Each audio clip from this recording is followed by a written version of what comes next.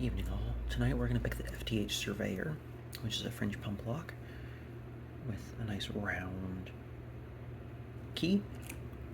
In this case it's got 5 pins. You can see the key works. You can see the actuator rotating. Note that the actuator is down when it's locked and off center when it's unlocked. So to pick this guy, we're going to tension off a little hole that they left in the core for whatever reason with in this case, the handle of a Chinese takeout box and a broken pick.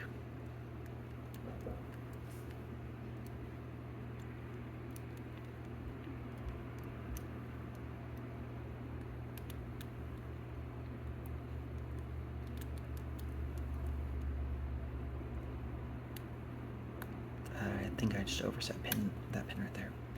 Oh, it popped out. That's good.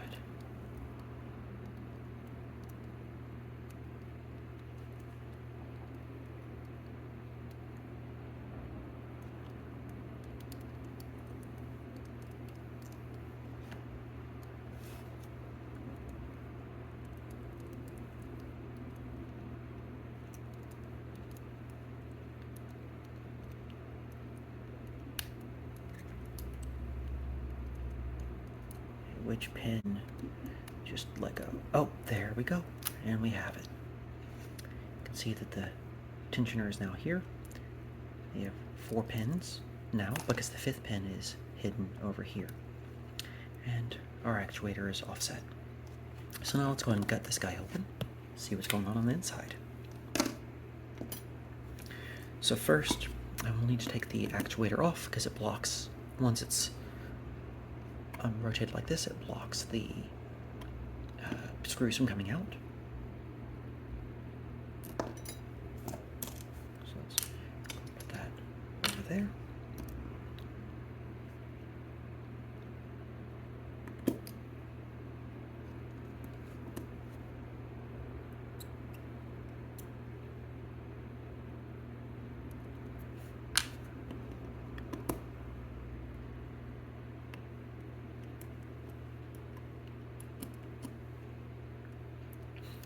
Now, one nice thing about the construction of this lock is that when you open it, you don't have to worry about pins falling everywhere because they're held in with this holding ring here.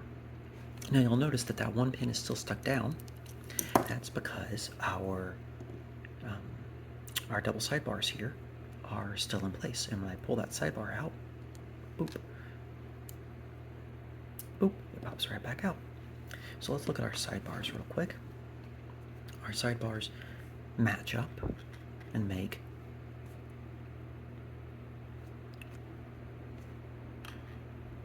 nice flower type shape. And they go on the sides of the core here.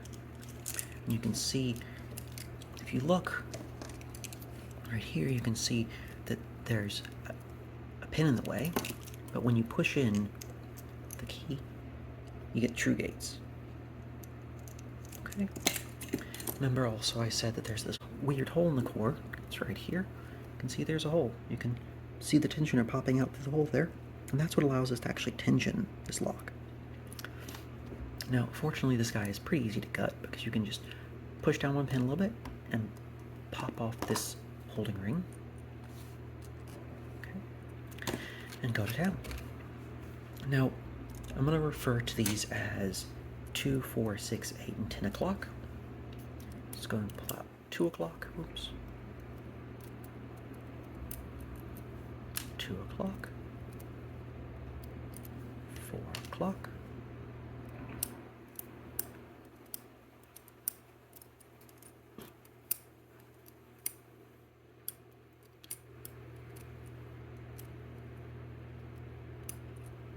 6 o'clock,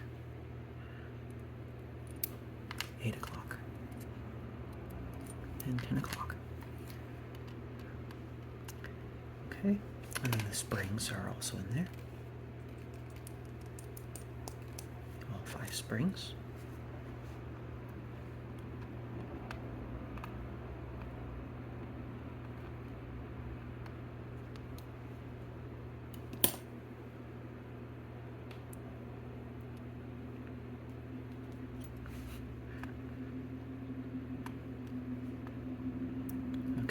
go. Now, one thing to note is if you look at these pins, focus here, you can see it's got the true gate here and 3 false gates. And all the pins have the same 3 false gates and 1 true gate. And you can see they're actually fairly deep, making it quite difficult to get out of. You can see I got all 5 of my pins.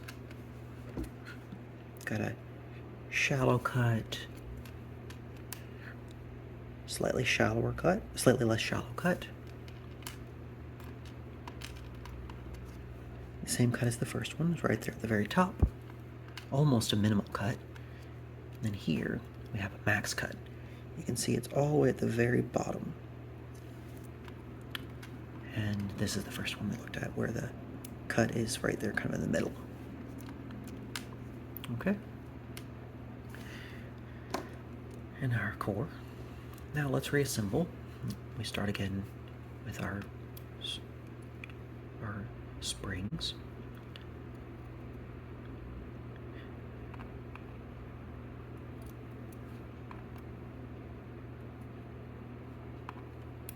Oops.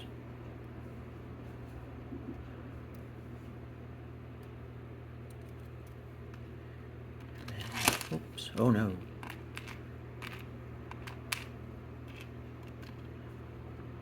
We have 2 o'clock.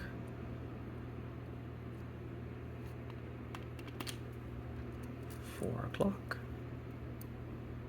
You notice they have these little tabs that keep them rotated correctly. Also makes it a little more challenging to put together because they like to stick at the top.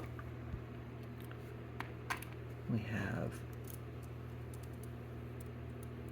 that guy, 8 o'clock, and then 10 o'clock.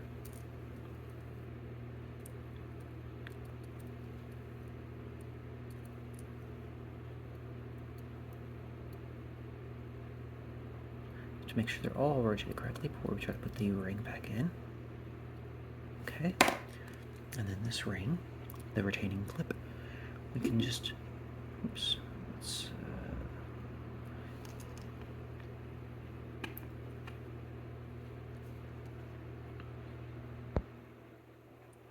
just, this 10 o'clock pin right here is just giving me so much trouble. There it goes. Okay, and we can just push it down on top. Just snap into place. There we go. And we can see that our key still pushes it in, gets them all to their true gates. So now we will put back in the sidebars. And the sidebars are oriented, so you do have to make sure you get them in the correct orientation, though they're interchangeable, so that's nice at least. And then we're going to slide the core. Rotated it 90 degrees. Slide the core back in.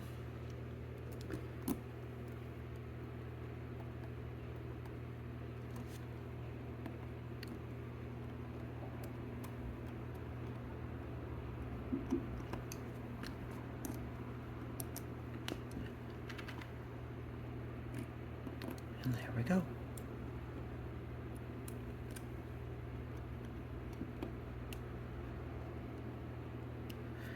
Need to reattach our actuator. Now I like the actuator to be in the same position as the place where there's not a pin, so that's going to be down.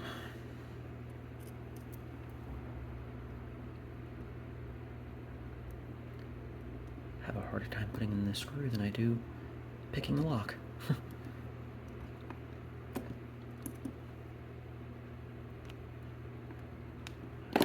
Just verify that our lock was assembled correctly. It still works. Okay. Now, before I go, I want to mention that, well, Knox Locks recently passed 100 subscribers, and he's having his Knox Locks 101 giveaway. And he asked us to say, what lock will we put on our front door if we could pick any lock? Well, I did pick a lock. I put the ASA Max Plus on my front door. But if I could actually pick any lock, I'd pick the M Heart. because it's a beautiful lock, and I love the interlocking pins. This is a slate coaster from Hazaret, and here's my M heart. You can see it rotates nicely, and it's got just this beautiful face and nice chunky keys. Well, I hope you all enjoyed that, and I will see you next time. Ciao.